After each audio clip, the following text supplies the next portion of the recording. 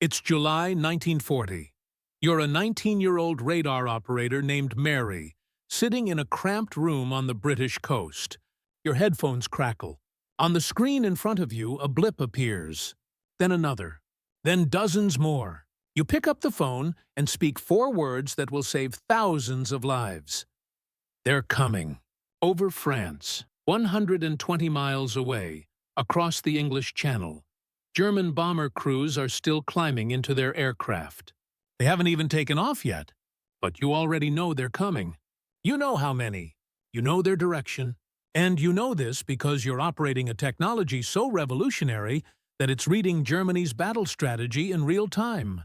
This is the story of Chain Home, the world's first military radar network. A system so powerful it could see the future. A technology so secret that even after the Germans discovered it, they couldn't believe it actually worked. And most incredibly, a defense system built by a handful of scientists who had less than 5 years to save Britain from annihilation. What you're about to hear changed warfare forever. And it started with a question nobody thought could be answered. Let's go back to 1935. Britain faces an existential crisis that seems to have no solution. The threat is simple and terrifying. Germany is rebuilding its air force in direct violation of the Treaty of Versailles. Intelligence reports suggest they're building bombers. Lots of them. And everyone knows what that means. The entire British defensive strategy is about to become obsolete. Think about how air defense worked before radar. It didn't, not really. You had 2 options, both terrible. Option 1, constant air patrols. Keep fighters in the sky at all times, scanning for enemies. Sounds good until you do the math. A Spitfire fighter can stay airborne for about 90 minutes. To maintain 24-hour coverage over Britain's coastline, you'd need hundreds of aircraft in the air simultaneously. Thousands of pilots working in shifts. The fuel costs alone would bankrupt the nation before the first bomb ever fell. Option 2. The Observer Corps. Brave volunteers stationed across the country with binoculars and good eyesight. They'd spot enemy aircraft, identify them, and phone in reports. This system had one catastrophic flaw. By the time they saw the enemy, reported it, and scrambled fighters to intercept, the bombers were already over their targets. You weren't defending Britain.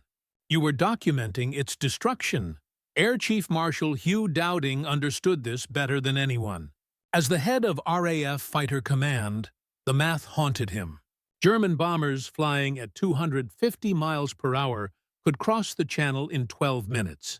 Even if his pilots got airborne immediately, which they couldn't, they'd arrive after the bombs had already fallen. Dowding needed warning time.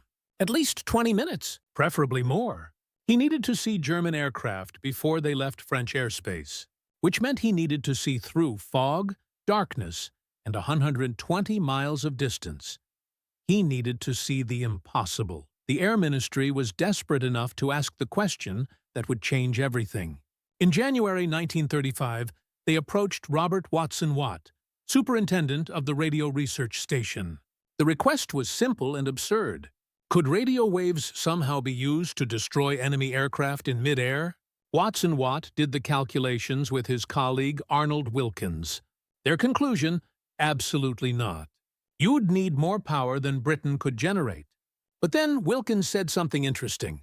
While his math showed you couldn't destroy aircraft with radio waves, it also showed you could definitely detect them. Think about how echolocation works. Shout in a canyon.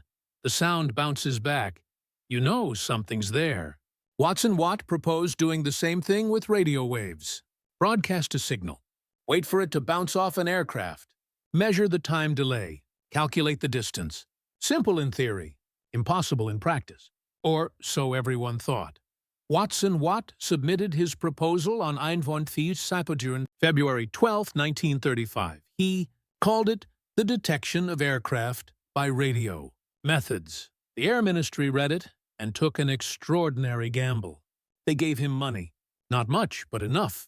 And they gave him something more valuable. Time. But not much of it. Because while Watson Watt was theorizing, Germany was building.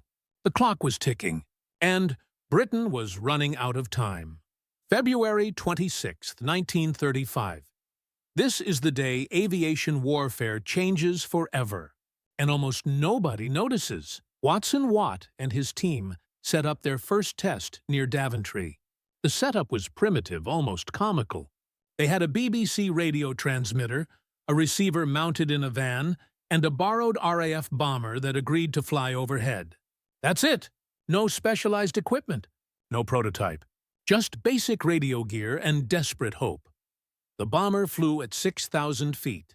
Watson Watt and his assistant, Arnold Wilkins, sat in the van watching an oscilloscope, basically a screen that showed electrical signals as wavy lines. As the bomber approached, something extraordinary happened. The line moved. Not much, just a flicker. But it moved. They could see the aircraft. Not with their eyes. With radio waves. The Air Ministry officials watching this test understood immediately what they were seeing. This wasn't just a new technology. This was a revolution. You could detect aircraft in darkness, through clouds, in fog, from miles away. The impossible problem suddenly had an answer.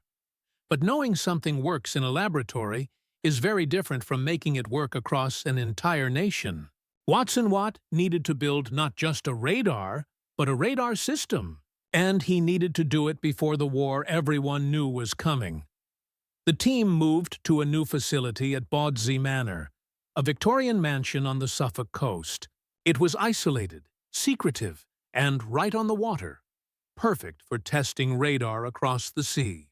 Here, Watson Watt and his rapidly growing team began solving problems nobody had ever faced before. The first challenge: range. That initial test detected a bomber at maybe a mile or two. Useful, but not useful enough. They needed to see German aircraft forming up over French airfields, which meant detecting them at 100 miles or more. To do that, they needed more power and bigger antennas. Much bigger. The solution was elegant and bizarre. They built steel towers, 360 feet tall. That's 110 meters, roughly the height of a 36-story building. These towers held massive transmitting antennas made of wire strung between the structures. Separate, shorter wooden towers, 240 feet tall, held the receiving antennas. The entire setup looked like something between a power plant and modern art. But here's what made it genius. Watson Watt's team discovered that by using a long wavelength, about 10 to 13 meters, they could achieve enormous range. The system they developed could detect aircraft at 150 miles. That gave Dowding his 20 minutes. Actually, it gave him about 30. The second challenge was accuracy. It wasn't enough to know aircraft were out there. You needed to know where, how many, what altitude, what direction. This required solving multiple technical problems simultaneously. For distance, they measured the time delay of the returning signal. Radio waves travel at the speed of light. So if a signal takes 1,000th of a second to return, you can calculate how far away the aircraft is. For direction, they used multiple receiving antennas oriented at different angles. By comparing signal strength between antennas, operators could determine bearing. This required operators with extraordinary skill. More on them shortly. For altitude, they used trigonometry and multiple stations working together. By combining readings from different radar sites, they could triangulate not just where the aircraft was, but how high it was flying. But the third challenge was the most difficult, turning all this data into something useful. Raw radar returns were just blips on a screen. They needed a system to collect this information from dozens of stations, interpret it, filter out errors, plot aircraft movements, and communicate it to fighter squadrons. In real time, continuously, for hours during an attack. They needed more than technology. They needed a command and control system that had never existed before. And the man who would create it was Air Chief Marshal Hugh Dowding, the same man who'd asked for the impossible in the first place. What Dowding built wasn't just a radar network. It was the world's first integrated air defense system. And it worked like a precisely coordinated machine with thousands of moving parts. Here's how it operated. And trust me, the elegance of this will blow your mind. Step 1. Detection. By 1940, Britain had erected a chain of radar stations, literally called Chain Home, stretching from the Shetland Islands in northern Scotland all the way down to Cornwall in the southwest. 21 stations in total, each positioned to watch a specific sector of sky. They operated on slightly different frequencies to avoid interfering with each other. These stations ran 24 hours a day, every day, for the entire war. Inside each station, operators, mostly young women from the Women's Auxiliary Air Force, the WAF, watched oscilloscope screens in dark rooms. When they detected a formation, they immediately phoned the information to the filter room at Fighter Command Headquarters in Bentley Priory, a converted mansion northwest of London. This is where the system became brilliant. Step 2. The filter room. Imagine a room with a massive table in the center. On the table is a giant map of Britain and the surrounding seas. Around the table stand more WAF plotters, each wearing headphones connected to a specific radar station or observer corps post. They're holding long magnetic sticks, like croupiers at a casino. As reports come in, the plotters place colored blocks on the map. Each block represents a raid. The color indicates when the report came in: red for current, yellow for a few minutes old, blue for older. This color system was crucial. At a glance, anyone looking at the map could see not just where aircraft were, but which direction they were moving and how fast. But here's the clever part. Not every radar report was accurate. Operators made mistakes. Equipment glitched. Birds showed up on radar sometimes. So the filter room had officers whose only job was to decide which reports were real and which were false. They'd compare reports from multiple stations, look for consistent tracks, filter out the noise. Only confirmed tracks got passed along to the next level. Step 3. Group and sector control. The information from the filter room was simultaneously transmitted to 4 group headquarters, each responsible for defending a region of Britain. Each group had its own operations room with another massive plotting table, receiving the same filtered information in real time. Group commanders could see the entire picture: where the enemy was, where their own fighters were, which squadrons were available, which were refueling, which were engaged. They'd make the strategic decisions: which squadrons to scramble, where to position them, how to coordinate the defense, but they didn't actually control individual fighters. That happened one level down at the sector stations. Each sector station controlled 3 or 4 fighter squadrons. The sector operations room had its own plotting table, showing a smaller area in greater detail. As German formations approached, sector controllers would guide fighters directly to intercept positions using radio. The pilots could hear calm, professional voices in their headphones. Bandits at Angels 15, enemy at 15,000 feet. Vector 090, turn to heading 090 degrees. Range 20 miles. You'll see them shortly. This multi-layered system meant that information flowed seamlessly from detection to interception in minutes. A radar operator on the coast sees the blips. Within 60 seconds, plotters in the filter room have confirmed it. Within 2 minutes, Group headquarters knows and orders a scramble. Within 5 minutes, fighters are airborne and being guided toward the threat. The Germans are still 15 minutes from the British coast. But the doubting system had one more critical component that most people forget: the observer corps. Radar had a weakness. Those tall chain home towers were designed to look out over the sea. They could detect aircraft at high altitude far away, but they struggled with low-flying aircraft that had already crossed the coastline. Once German aircraft were over Britain, they disappeared from the radar plot. That's where the Observer Corps took over. 30,000 volunteers, mostly civilian, manning posts across the entire country. Each post had a few people with binoculars, aircraft recognition training, and telephone lines to the operations rooms. As German aircraft passed overhead, observers would identify the type, count the aircraft, estimate altitude and direction, and phone it in. The plotters would seamlessly update the tracks, as reports switched from radar to visual observation and back again. The fighters pursuing those aircraft never lost the plot. Think about what this means. From the moment German bombers started their engines in France to the moment they turned for home, the Dowding system tracked them continuously, in real time. The Germans weren't just fighting British fighters. They were fighting a system that saw everything. And here's what made it truly revolutionary: efficiency. Before radar, Britain would have needed every fighter constantly airborne to defend against surprise attacks. With the Dowding system, fighters only took off when they were needed, and they were directed precisely where to go. Dowding wasn't gambling. He was positioning his pieces based on perfect information. The Germans had no idea this system existed, and that ignorance would cost them the Battle of Britain. July 10, 1940. Historians mark this as the official start of the Battle of Britain, though German aircraft had been probing British defenses for weeks. But on this day, everything intensifies. The German strategy was straightforward. First, destroy the Royal Air Force, lure their fighters into combat and shoot them down. Attack their airfields so they can't take off.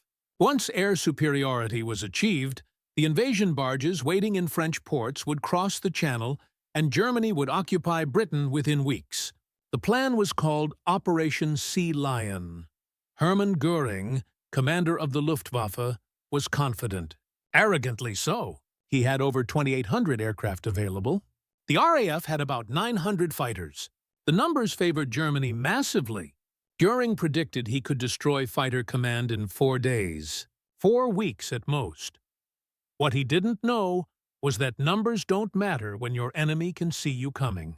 The early attacks followed a pattern. German bombers, escorted by fighters, would form up over France and head toward Britain. Chain home stations would detect them while they were still climbing to altitude. The blips would appear on screens in darkened rooms, and young WAF operators would calmly phone in the readings. Raid 15, 50-plus hostiles. Bearing 270. Range 90 miles. Angels 15. In the filter room at Bentley Priory, the plots would appear on the map table. Officers would confirm the track. Group headquarters would receive the information simultaneously. Squadron leaders would scramble.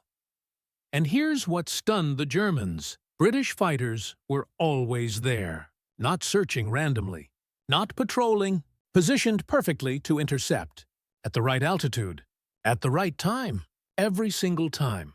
From the German perspective, it seemed like magic or betrayal. How did the British always know? Some German pilots speculated there must be spies in France radioing ahead. Others thought the British had developed some form of supernatural perception. The real answer, that radio waves were bouncing off their aircraft, seemed too science fiction to be credible.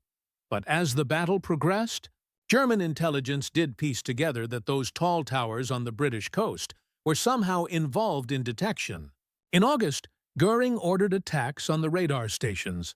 On August 12, 1940, German dive bombers struck several chain home stations, including Ventnor on the Isle of Wight, Pevensey, Rye, and Dover. The attacks caused damage. Some stations went offline.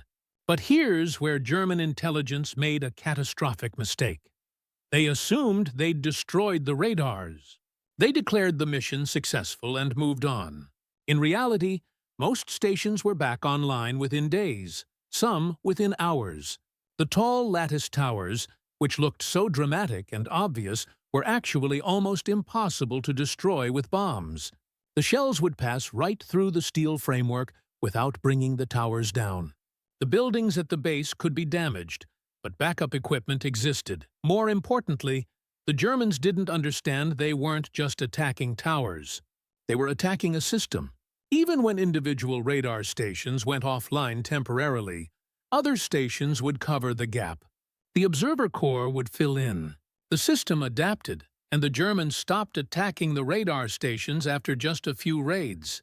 Göring decided they weren't important enough to waste resources on. This might be the single most consequential strategic error of the entire battle. Instead, Göring shifted focus to RAF airfields. If he couldn't blind the British defenses, he'd destroy their fighters on the ground. This strategy nearly worked. Late August and early September 1940 were the darkest days of the battle. German bombers hammered airfields across southern England. Hangars burned. Runways were cratered. Aircraft were destroyed before they could take off. Pilot casualties mounted faster than replacements could be trained.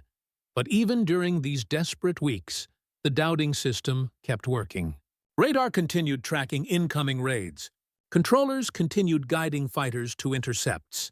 Exhausted pilots would land, refuel, rearm, and scramble again, sometimes 5 or 6 times in a single day, because the system told them exactly when and where they were needed.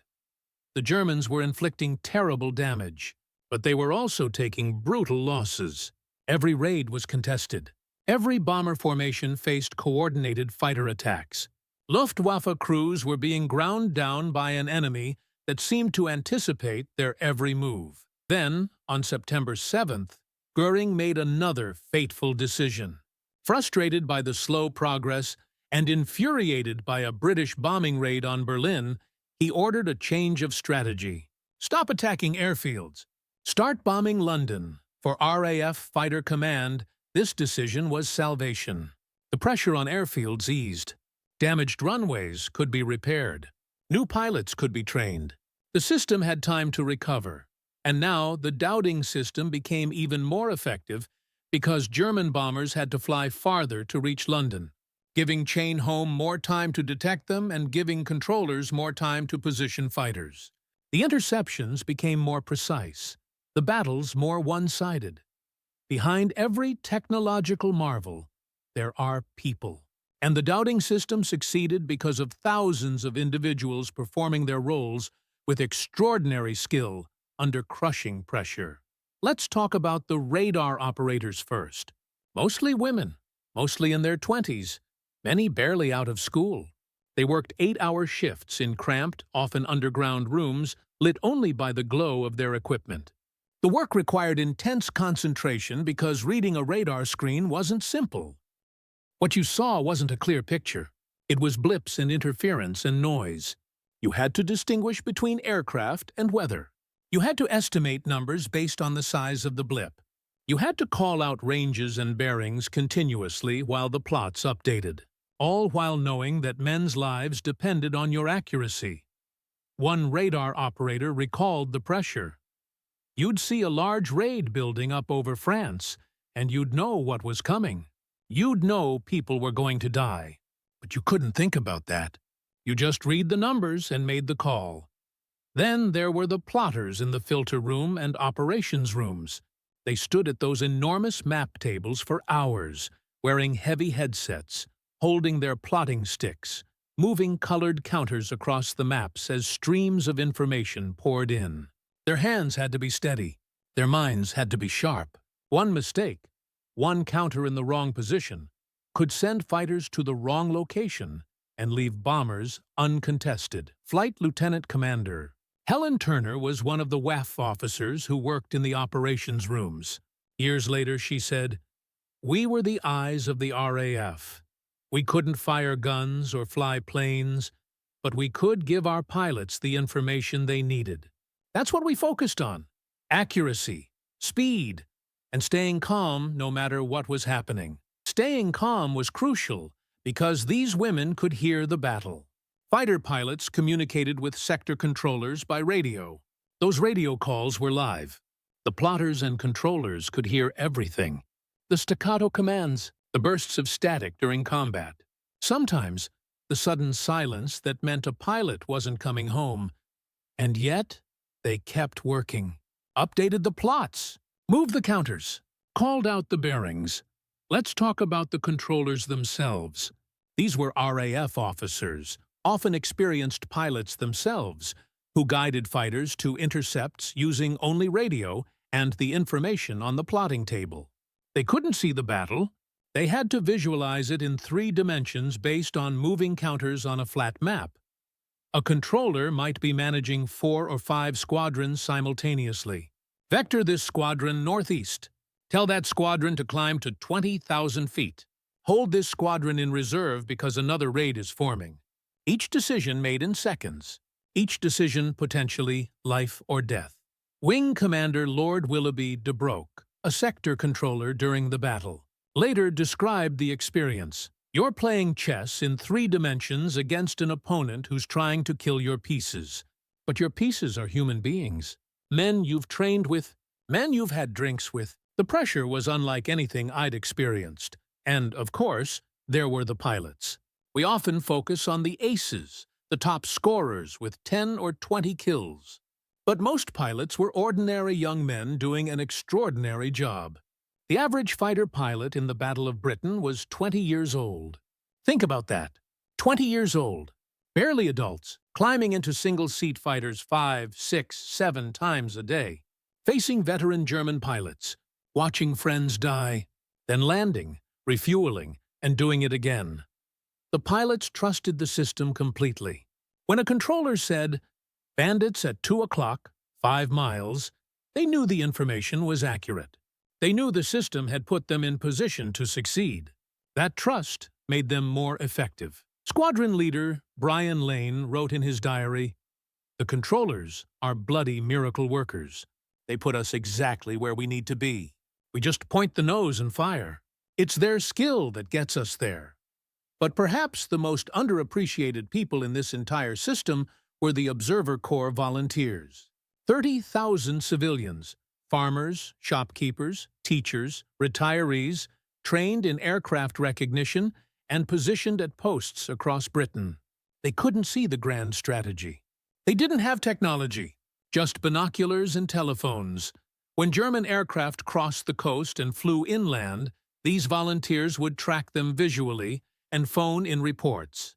In daytime, this was difficult. At night, it was nearly impossible. They'd identify aircraft by sound, by glimpses against the stars, by searchlight beams catching them briefly. Yet their reports were remarkably accurate. One observer post in Kent tracked 247 separate formations during August 1940. 247. That's 8 per day on average, each requiring visual identification, counting, and reporting. The entire doubting system depended on these ordinary people doing extraordinary work with incredible consistency. And they did it while bombs were falling, while their cities burned, while family members died. They did it because they understood what was at stake. Here's the uncomfortable truth that took decades for historians to fully accept. Germany lost the Battle of Britain primarily because they didn't understand information warfare. The Luftwaffe had excellent aircraft, skilled pilots, overwhelming numerical superiority. They had their own radar systems, Freya and Würzburg, which were technically more advanced than Chain Home in some ways. German Freya radar operated at higher frequencies, giving better accuracy. But Germany never built an integrated system. Their radars were used defensively, for homeland protection. They never connected radar detection to command and control to fighter direction the way Britain did. German fighters relied on visual contact or general ground guidance.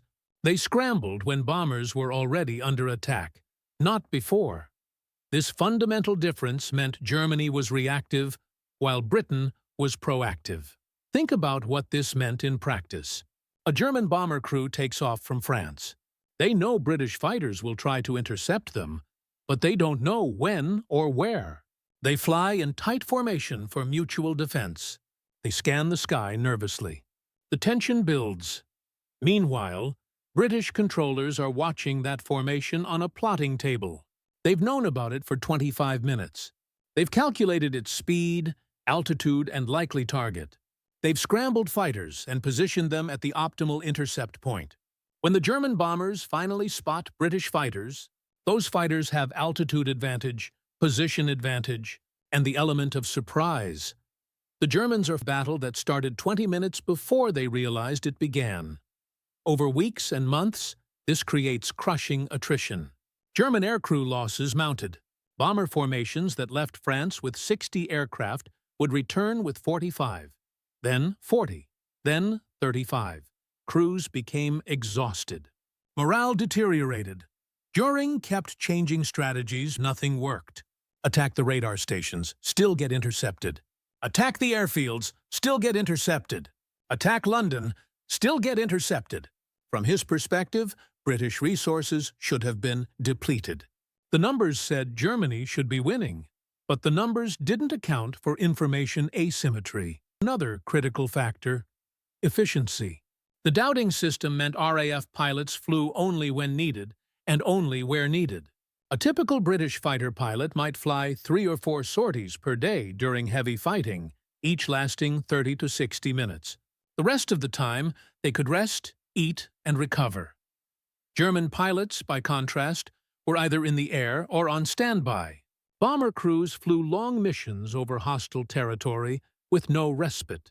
Fighter pilots had to escort bombers deep into Britain, engage in combat, then fly back across the Channel, often with minimal fuel reserves. The physical and mental strain was relentless. By late September 1940, Luftwaffe effectiveness had declined dramatically. Experienced crews were dead or rotated out. Replacement crews were less skilled. Aircraft maintenance suffered. The bomber formations that had once terrorized Britain were limping back to base missing aircraft, riddled with holes, carrying wounded. On September 15, 1940, now commemorated as Battle of Britain Day, Germany launched 2 massive raids on London. The doubting system tracked them from formation. Fighters were positioned perfectly. German bombers faced wave after wave of coordinated attacks. By the end of the day, Germany had lost approximately 60 aircraft. Britain lost 26. 2 days later, Hitler postponed Operation Sea Lion indefinitely. The invasion of Britain was cancelled. Germany had lost, not because they lacked courage or equipment, but because they were fighting an enemy who could see them coming. Every time, from every direction, with perfect clarity. By October, the Luftwaffe shifted to nighttime bombing. The Blitz. Radar couldn't effectively track low-altitude night bombers yet, though technology would improve. But the strategic air battle was over. Britain had survived. The doubting system had succeeded, and it succeeded because a handful of scientists, one determined air marshal, and thousands of ordinary people built something that changed warfare forever. The chain-home radar system and the doubting system remained operational throughout World War II. The technology continued evolving. By 1942, Britain had developed airborne radar that allowed night fighters to hunt German bombers in darkness. By 1943, centimetric radar provided unprecedented accuracy for ship and submarine detection. Every modern air defense system in the world descends directly from what Britain built in 1935 to 1940. The United States SAGE system during the Cold War was essentially an enhanced doubting system with computers. Today's integrated air defense networks, linking satellites, ground radar, airborne warning systems, and fighter aircraft, use the same fundamental principles: detect, filter, communicate, and direct. But technology alone didn't win the Battle of Britain. People did. Scientists who solved problems that didn't have answers. Engineers who built towers in record time. Operators who learned to read blips on screens. Controllers who visualized battles they couldn't see. Pilots who trusted voices in their headphones. And civilians who watched the sky with binoculars and telephones. The doubting system succeeded because it combined cutting-edge technology with human skill, rigid organization with flexible adaptation, and individual excellence with coordinated teamwork. It proved that warfare wasn't just about who had the most equipment, but who used information most effectively. Robert Watson Watt, the scientist who started it all, was knighted for his contributions. He later joked that his greatest invention was the speed camera, which used radar to catch speeding drivers. He was once caught by his own invention and supposedly said, "That's the price I pay for having worked so hard to make the radar a success." Air Chief Marshal Hugh Dowding was less fortunate. Despite winning the Battle of Britain, he was forced into retirement in late 1940 due to bureaucratic politics. History would later recognize his genius, but at the time he was pushed aside. His system, however, endured. Today, you can visit some of the remaining chain-home towers. One still stands at Great Baddow in Essex, now part of a technology facility. It's a protected historic building. Those massive steel structures that once saw across 150 miles of airspace now stand as monuments. If you're ever in London, you can visit the RAF Museum Hendon and see a recreation of a sector operations room, complete with the plotting tables and WAAF uniforms. Standing there, looking at those tables, it's easy to imagine the young women moving their counters, the controllers making split-second decisions, the pilots climbing into their fighters. The Battle of Britain was the first major battle won primarily through information superiority. It wouldn't be the last. Every modern conflict, from the Falklands War to Desert Storm to today's conflicts, depends on seeing the enemy before they see you, knowing where they are before they know where you are, and using information to position forces with maximum efficiency. That all started with Chain Home, with Watson Watt's impossible idea, with Dowding's integrated system, with those tall towers watching the horizon. It started with the unbelievable radar that could read Germany's strategy in real time.